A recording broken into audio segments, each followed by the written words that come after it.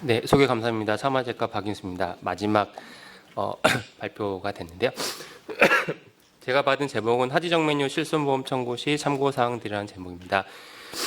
앞서도 이제 얘기들이 많이 나왔지만 최근에 이제 하지정맥류이 우리 시장이 많이 이슈가 되고 있고 여러 가지 긍정적인 측면도 있지만 부정적인 측면도 없지 않아 있는 것 같고요.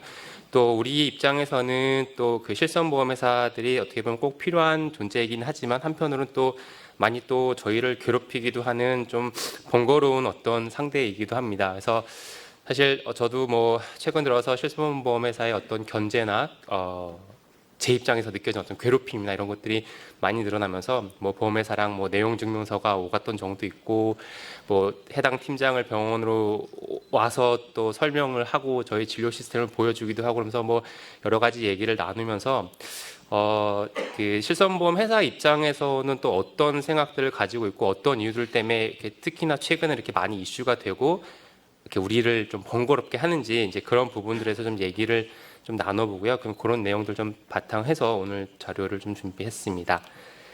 그래서 우리나라 하지정맥류 현황은 다들 잘 아시겠지만 이제 최근 들어서 진단과 치료가 급속하게 성장을 하고 있는데요. 국민 소득이 좋아지고 삶의 질에 대한 관심이 높아지고 그다음에 또 최근 들어서 정맥류를 치료하겠다는 의료기관이 또 많이 생기게 했습니다. 그래서 사실 공급이 수요를 창출하는 상황까지 왔고요. 여러 가지 이슈들이나 상황 때문에 증가를 하고 있는 것 같고 특징적으로 최근에 몇 년 사이에 이제 논서멀 트리트먼트가 압도적으로 많이 증가를 했고요. 사실 그 시술 건수, 상품명 베나실, 상품명 클라리벤 시술 건수 절대 건수로만 봐도 이게 미국 다음으로 우리나라가 많을 정도라서 사실 인구 대비로 생각하면 거의 전 세계 최고 수준의 비급여 치료가 증가하고 있는 나라라는 특징이 있습니다. 그래서 이런 고가의 비급여 치료가 가능한 이유는 기본적으로 소득 수준이 나아지고 우리나라가 이제 다들 잘 아시면 세계 최고 수준의 의료 수준을 가지고 있다 보니까 의사나 환자 모두 이제 눈높이가 높아졌죠. 그래서 좋은 치료를 받고 싶고 국민 정서상 빨리 치료하고 빨리 받는 어떤 병원도 빨리 가고 하는 이제 의료 접근성이 좋다 보니까 그런 이유도 있을 것 같고요. 그다음에 또 보험회사에서 다양한 보험 상품을 잘 만들어서 또 많이 팔았죠. 전 국민의 80% 90%에 육박한 환자들이 실손보험을 가입을 했기 때문에 고가의 비급여 치료가 사실은 가능하게 된 배경이 또 실손보험 덕분이기도 합니다. 그래서 보험회사에다가 이제 좀 어떤 평균 금액이나 이런 걸 좀 많이 요청을 했는데 이게 원하는 만큼의 자료를 받지 못했는데요. 작년에 한 2달 정도 특정 보험회사에서 청구했던 자기네들이 받은 이제 평균 금액을 보면은 UGFS 같은 경우 생각보다 높게 얘기를 하는데 100만 원 이상, 고주파 레이저 350, 베나실 390, 모카, 클라리비 같은 경우 480, 이 정도 이제 평균 정도로 이제 수술하고 청구가 됐다라고 얘기를 하고 있고, 얼마 전에 이제 심평원에 저희가 비급여 공개하는 게 있어서 이제 입력하고 이제 그랬던데 이제 그거를 토대로 보험회사에서 준 자료인데 의원급만 기준으로 봤을 때 경화요법을 이렇게까지 받는 병원인지는 모르겠습니다. 근데 고주파 같은 경우 최고가 1,000만 원, 레이저 1,700만 원, 베나실 1,500, 클라리빈 900 이렇게 하는데 물론 이제 최고가를 적은 걸 테니까 실제로 이렇게 받는지는 모르겠습니다만 사실 고주파 1,000만 원 이상 받는 병원들 서울에도 있고요. 레이저 1,000만 원 후반대 받는 병원이 있습니다. 베나실 1,000만 원 넘어가는 병원들 많이 있고요. 클라리베인도 마찬가지로 많이 또 증가를 하고 있는 방법입니다. 그래서 병원마다 차이가 나긴 하는데 사실 어떤 병원 간의 차이가 많이 나고 있고 그 의료비의 어떤 인플레가 분명히 있는 것은 사실입니다. 그래서 단적으로 한 4년 사이 2018년에 비해서 2020년 되면서 보험회사 입장에서 봤을 때 하지정맥류로 인해서 실손보험이 청구가 되는 현황이 2배 정도 이제 늘어났으니까 보험회사 입장에서는 당연히 하지정맥류라는 아이템이 어떻게 보면 실손보험의 어떤 손해율을 올리고 적자를 유발할 수 있는 하나 이제 새로운 아이템이 됐죠. 그동안 도수치료나 백내장 같은 이슈가 있었던 것처럼 하지정맥류도 매우 급격하게 떠오르는 아이템이고 보험회사에서 입장에서는 이를 막아야 되는 이제 필요성이 생긴 것 같습니다. 그리고 보험회사도 지출을 줄여야만 회사의 이윤을 남길 수밖에 없으니까요. 그래서 10년 전에 개업했을 때는 사실은 제 기억에는 기억이 왜곡된 걸 수도 있겠지만 초음파를 달라고 했던 경우가 한두 달에 한 명 있었던 것 같습니다. 그래서 가끔 환자가 초음파 달려고 하면 저는 내가 잘못했나? 초음파 검사가 뭐가 있나? 진료 기록이 잘못됐나? 제가 좀 걱정을 할 정도로 의무 기록을 요청하고 초음파를 달라고 했던 경우가 거의 없는데 분명한 건 최근 3, 4년자에 엄청나게 이제 의무 기록을 요구를 하기 시작을 했고요. 요새 같은 경우는 거의 매일 초음파를 출력을 해주는 것 같습니다. 수술하는 환자 수보다도 더 초음파를 뽑아주는 경우가 많은 것 같고요. 결국은 이제 앞서도 말씀드렸지만 하지정맥류로 청구가 되는 금액이 워낙 많아지다 보니 보험회사 입장에서는 이 하지정맥류라는 아이템을 과거에는 관심이 없었다가 최근은 자세하게 들여다보고 뭔가 이제 걸러낼 수 있는 것들이 있는지를 이제 당연히 보험회사 입장에서 점점 꼼꼼하게 보게 되는 것 같습니다. 근데 분명히 변치 않는 사실은 우리가 정상적인 진료를 해서 정확한 진단을 하고 적절한 치료를 했다고 하면 보험회사에서 지급을 안 줄 이유는 없습니다. 정상적으로 치료하고 하면은 당연히 줘야 되는 거고요. 안 주면 이제 보험 약관 계약의 위반이기 때문에 괴롭히게 할 수는 있겠지만 우리가 뭐 못 받을 이유는 없고요. 그러다 보니까 보험회사에서 이제 적절하게 뭐 진단을 받고 치료를 한 병원들은 어쩔 수가 없겠지만 그 밖에 뭔가 이게 진단이 과잉된 건 없는지, 뭐 이제 보험회사 입장에서는 이게 과잉 치료는 아닌지, 뭐 또는 오진이 아닌지, 아니면 그거를 넘어서 이 병원이 뭔가 불법적인 행위를 하고 있거나, 뭐 민사행, 뭐 형사나 어떤 행정적인 처분을 내릴 만한 병원을 괴롭힐 문제는 없는데까지도 넘어서서 뭐 병원에 민원을 낸다거나 이런 일까지도 이제 하고 있는 것 같습니다. 그럼 결국 한편으로 이제 우리 모두는 정말 문제는 없는지 또 생각을 해봐야 되겠습니다. 보험회사에서는 정말 우리는 열심히 공부하고 열심히 일해서 정말 환자들의 어떤 건강을 위해서 정말 최선을 다해서 수술을 하고 있는데 보험회사에서는 돈밖에 모르는 회사가 회사의 이윤을 위해서 우리 열심히 일하는 떳떳한 의사들을 괴롭히고 있는 것인지 정말 실손보험회사는 우리의 적인 건지 우리는 억울한 건지 생각을 또 한번 해봐야 될 것 같은데 뭐 예를 들어서 이렇게 뭐 초음파 이미지를 조작을 한다거나 뭐 환자 불법 알선, 불법 브로커를 고용한다거나 영수증을 뭐 허위로 만든다거나 수술 안 하고서 한 것처럼 청구를 한다거나 이런 일을 하게 되면 사실 이거는 명백한 불법 행위고 의료법 위반 행위죠. 그래서 이런 일들이 있으면 사실 할 말이 없는데 실제로 이런 일들이 있습니다. 실제로 있고요.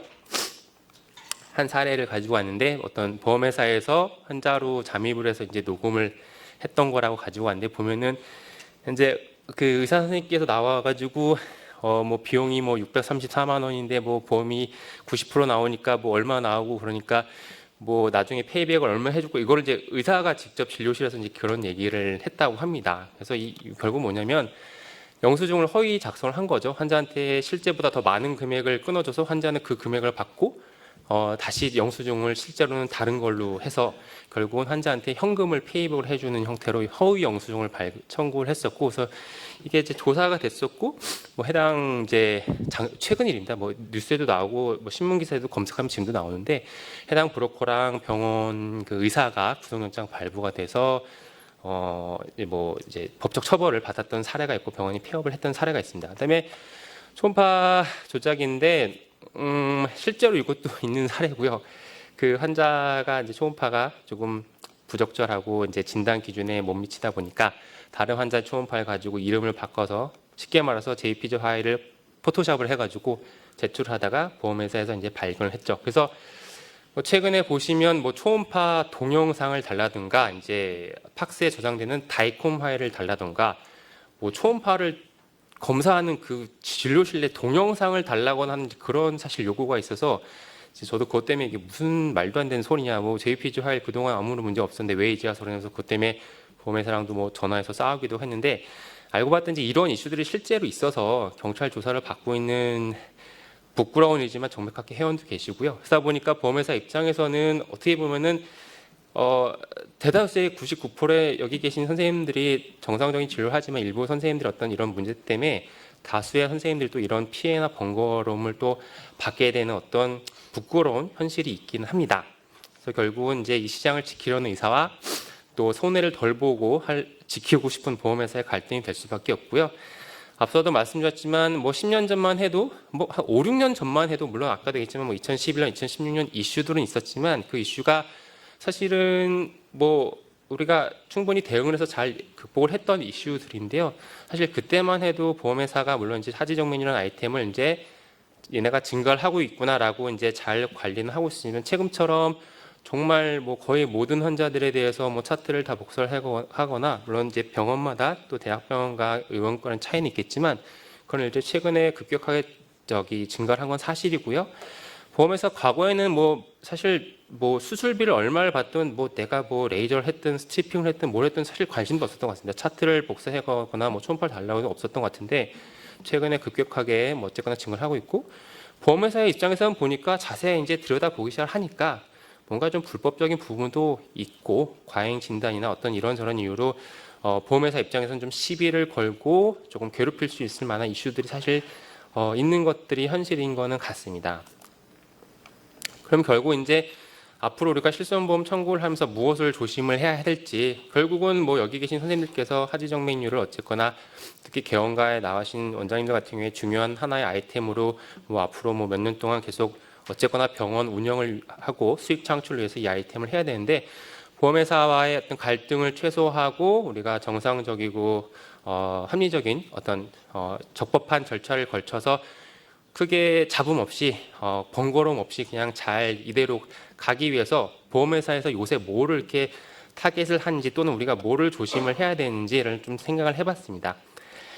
일단 제일 중요한 건 일단 초음파 소견이 될 것 같습니다. 오늘 이제 아까도 접수하면서 검사법을 안내를 해드렸는데, 정맥학회 이제 학술위원, 교육위원회 선생님들 중심으로 일종의 가이드라인은 아니지만 검사법이라는 제목으로 책자를 만들었고, 유관학회 6개 이제 이사회와 이사장님한테 사실 학술적인 검토를 받아서 승인을 받았습니다. 그래서 거기 내용을 이제 한 번씩은 자세히 이제 살펴보셨으면 좋겠고요.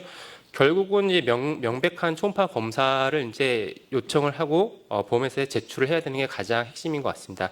뭐 앞전 오전에서도 뭐 이제 트랜스버스 롱지에 대한 얘기가 나왔지만, 이제 명백하게 롱지 뷰를 우리가 앞으로는 하도록 당연히 노력을 해야 될 것이고, 어떤 세팅값 같은 경우도 정확하게 뭐 아티팩트가 안 나오게 잘 조절을 해야 될 것이고, 또 롱지 뷰를 잘 찾아야 될 것이고, 가끔 보험회사에서 하는 얘기가 이제 메인 사피너스 베인이 아닌 기타 레티큘라 베인을 1mm 가량의 작은 정맥을 확대해서 크게 만들어 놓고 역류를 잡아서 뭐 배나시를 하거나 어떤 방법을 해서 청구를 하는 경우가 있는데, 보험회사에서 요새는 이게 초음파 잡은 게 옛날에는 그냥 파형이 몇 초만 있었으면 0.5초만 넘었으면은 됐는데, 이제 그쪽 보험회사 직원들도 이제는 경험이 쌓이니까 이게 GSB를 잡은 건지 그냥 이름이 없는 레티큘라 베인을 역류를 잡아놓고 청구를 한 것까지도 어느 정도 이제 스크린을 하는 능력을 갖춘 것 같습니다. 그래서 정확하게 복제정맥의 세그먼탈 리프럭스나 정tional 리프럭스를 오그멘테이션 파형과 그 반대 파형에 예쁘게 딱 나와 있는 사진을 잘 잡아서 청구를 하는 것이 앞으로는 뭐 당연한 거지만 더 중요해질 것 같고요. 앞서도 말씀드렸지만 명백하게 역류 파형이 있는지, 그냥 애매한 카우덜 플러를 잡아놓고선 또는 트랜스버스의 어떤 좀 이렇게 지저분한 이미지를 잡아서 청구하는 것은 이제 지양을 해야 될 것 같고요. 앞서서도 그 말씀이 나오셨지만 같은 혈관에서 이제 서로 다른 치료, 뭐 예를 들어서 뭐 위에는 레이저하고 밑에는 뭐 소노가이드 폼을 하거나, 뭐 반대로 뭐 정션은 뭐 라이게이션하고 밑에는 서멀하고, 두 가지 서로 다른 같은 사피너스 트렁크임에도 서로 다른 치료법을 청구하는 것이 그 보험회사에 지급을 하고 있는 경우가 지금 있는데요. 이게 이제 사실은 보험회사에서도 케이스가 많아지고 이걸 이제 들여다보기 시작하면서 이거 그래도 되는 건가라는 의문점을 가지고 있습니다. 그래서 우리가 스트리핑 같은 경우 앞서도 그 말씀을 하셨지만, 뭐 그거는 심평원에서 딱딱 정확한 기준이 있기 때문에 삭감을 때려버렸지만, 비급여 치료 같은 경우에 과거에 뭐 위에는 레이저하고 밑에는 목화를 해서 두 가지 모달리티를 청구를 해서 받았던 사례들이 있습니다. 있고 저한테 이제 그래도 되냐 물어봤던 사람들 계신데, 그동안 줬을 수는 있는데요. 앞으로 이런 부분도 보험회사에서는 아마 이제 스크리닝을 하고 걸러낼 것 같습니다. 그렇기 때문에 한 혈관에 대해서는 한 가지 치료법만 적용을 하고, 설령 두 가지, 세 가지 모달리티를 했더라 하더라도 하나로만 청구를 하는 게 보험회사의 갈등을 이제 예방하기 위해서 필요할 것 같고요. 좀 이따 다시 한번 얘기했지만, 이제 오제305 초음파 유다 경화부요법에 대해서도 이제 과거에는 사실 이게 뭐 10만 원을 받든 30만 원 받든 별 관심이 없었던 것 같은데, 이제 많아지다 보니까 이 부분에 대해서도 이제 좀 이따 다시 한번 말씀드리겠습니다. 뒷쪽에서. 그다음에 앞서 얘기드렸지만 같은 사피너스 치료하고 플레벡토미, 국소 절제술을 중복해서 청구하는 경우, 지금 보험회사에서는 사실 이건 이제 보험 청구이기 때문에 사실 이게 30-40만 원 정도 청구 금액이 나오는 걸로 알고 있는데, 이게 사실 이제 코 돌리면 환자 부담금이 발생을 하죠. 그래서 이제 명세서에 환자 본인 부담금이 몇만 원이 찍힐 텐데, 뭐 몇백만 원 수술에 비해서는 몇만 원이니까 보험회사에서도 관심을 안 갖지만, 역시나 이것도 얘기가 나오는 것 같습니다. 많아지니까 같이 메인 트렁크 하면서 플레벡토미를 그냥 청구했는데 실손보험에서는 그냥 줬죠. 근데 이제 이것도 아마 좀 이제 원칙대로 보험회사에서 좀 스크리닝 할 것 같고요. 이제 경우에 따라서는 물론 이제 뭐 1박 2일로 입원해서 뭐 바이라테럴 한쪽 다리 치료하고 다음날 치료할 수도 있는데, 사실 통상적으로 뭐 많은 선생님들 아시겠지만 특히 대부분의 또 의원들에서는 뭐 이제 6시간 입원 당일 입퇴원으로 치료하고 나서 그날 퇴원을 하기 때문에 뭐 양쪽이든 뭐 드물겠지만 뭐 3가닥 4가닥이라고 할지언정 한 번에 다 치료하고 그냥 그날 끝내는데요. 뭐 일부 병원에서 나눠서 굳이 오늘 하고 또 다음 하고 수술비 곱하기 위해서 청구를 하는 병원인데, 이건 이제 뭐 법적으로 사실 뭐 의사가 그렇게 했다 하면 할 말은 없는데, 사실은 대다수의 병원에서 그렇게 안 하고 있는데 특정 병원에서만 아주 높은 확률로 이렇게 치료를 하고 있으면 보험회사 입장에서는 이런 부분들에 대해서도 조금 시비를 걸 수가 있습니다. 그래서 드리고 싶은 말씀은 뭐 이런 얘기뿐만 아니라 다른 얘기들이 뭐 그동안 이제 이슈가 되는 부분이 있을 수 있는데, 보험회사도 그렇지만 뭐 심평원도 그렇습니다만 이제 뭔가 문제가 되면 그걸 그때그때 얘기를 하지 않죠. 모아놨다가 한 방에 그냥 몰아서 삭감을 때리거나 보험회사에서도 뭐 문제를 잡을 수가 있기 때문에 최소한 이런 이슈들에 대해서는 그동안 이제 모르고 하셨을 수도 있겠지만 조금 잘 지킬 필요가 있을 것 같습니다. 그다음에 초음파 유도와 혈관 경화법에 대해서 말씀드리면, 사실 초음파 유도와 혈관 경화법 이제 UGFS 소노가이드 폼스 클래스라피는 이제 2006년도에 OZ305라고 하는 이제 법정 비급여 코드를 받고 2006년도에 신의료 기술 평가를 처음 해서 그때 승인이 났던 비급여 치료입니다. 사실 이제 뭐 이 문서는 사실 구글에서 검색해도 나오는데요. 이건 작년에 이제 신의료 기술 평가 재평가를 했던 파일인데, 2006년에 도입해서 그동안 우리나라 시장에서 사용이 됐고 이제 충분한 시간이 지났으니까 다시 한번 평가를 해서 이게 정말 좋은 치료면 급여로 이제 집어넣거나 뭐 효과가 없으면 아예 없애버리거나 애매하면 그냥 비급여로 놔두는 이제 그런 걸 평가하는 걸 작년에 했는데, 어쨌거나 이제 재평가를 했던 문서인데 뭐 구글에서도 사실 검색이 됩니다. 그래서 보면은 초음파 유도와 경화요법이 사실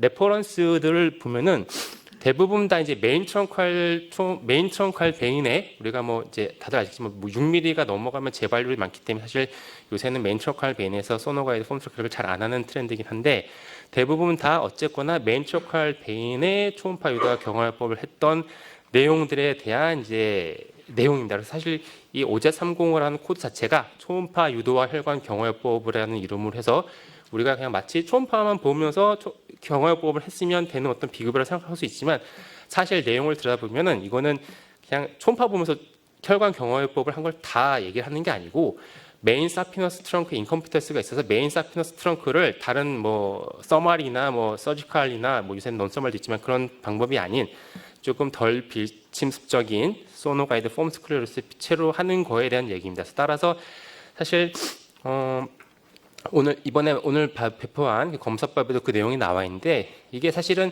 과거에는 액수도 적고 사실 많이 시행을 하지 않았기 때문에 뭐 사보험 회사에도 관심이 없었는데, 최근에 이제 뭐 정맥통증 학회라든가 일부 이제 선생님들께서 메인 사피너스 베인이 아닌 이제 다른 이름이 없는 레티큘라 베인이나 기타 이제 작은 정맥들, 심지어는 하지가 아닌 뭐 상체나 뭐 이런 혈관들에서도 초음파를 보면서 폼스 클래스를 하고 어떤 그런 것들이 뭐 특정 통증이나 증상 완화에 이제 도움이 된다라는 어떤 보고를 하면서 하는데, 이제 이런 코드로 청구를 한다고 합니다. 일부는 이제 뭐 그냥 다른 통증 수가를 청구하면서 뭐 요거는 비용을 안 받는 경우도 있다고 저는 들었는데, 어쨌거나 요 코드를 사용들 하고 계신다고 들었는데, 사실은 원칙상은 그게 아니고요. 그동안 보험회사에서 마찬가지로 줬을 수는 있지만 이슈가 되고 있고, 이게 참 경우에 따라서는 가끔 병원을 환자들이 오는데 뭐 다리에 뭐 무릎이랑 뭐 티비아랑 라테랄 카프 쪽에 막 조금씩 표시해가지고 뭐 여기 경화요법 해야 된다고 한 부위당 30만 원 곱하기 뭐 10군데 해서 뭐 300만 원 무슨 도수치료 쿠폰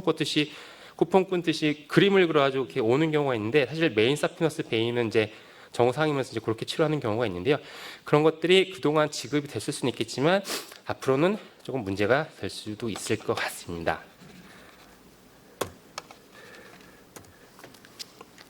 그래서 결국은 쉽게 말해서 복제정맥에 문제가 있는 경우에 사용하는 코드라고 말씀을 드리고 싶고요.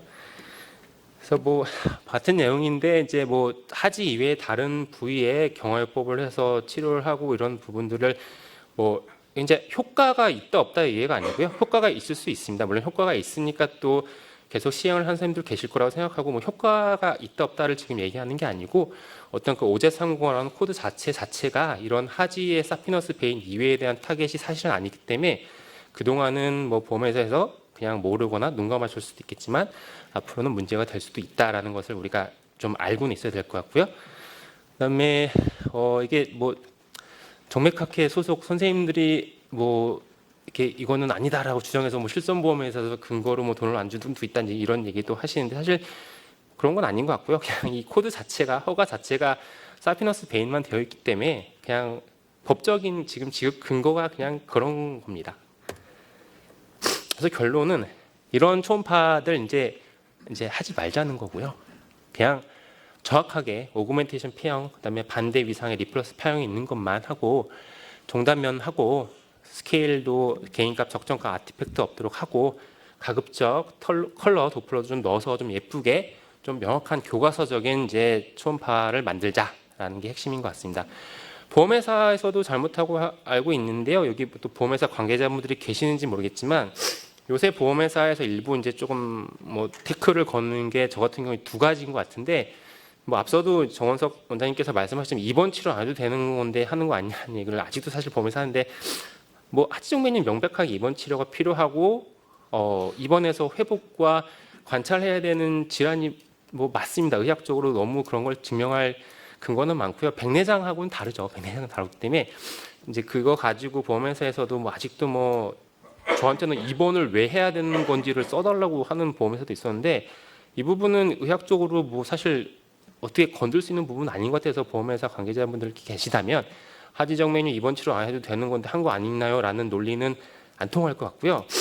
또 한동안 또 이제 그 수술 중 초음파를 뭐 준다 안 준다 있었는데 사실 이제 스트리핑 하면서 우리가 비급여로 수술 중 초음파를 같이 청구를 이제 할 수가 있습니다. 근데 이게 수술 중 초음파는 정식 수술방으로 인정되는 수술실에서만 해야 되는 거 아니냐라고 해서 로컬 의원에서 전신 마취가 가능하지 않은 쉽게 말하면 이제 보건소에 신고되지 않은 수술방에서 하는 초음파는 수술실이 아니기 때문에 수술 중 초음파가 안 되는 거 아니냐라고 또 뭐 삼성화재에서 한번 얘기가 했었는데 사실 수술실이 전신 마취가 가능한 수술실만 보건소에 신고가 되고요.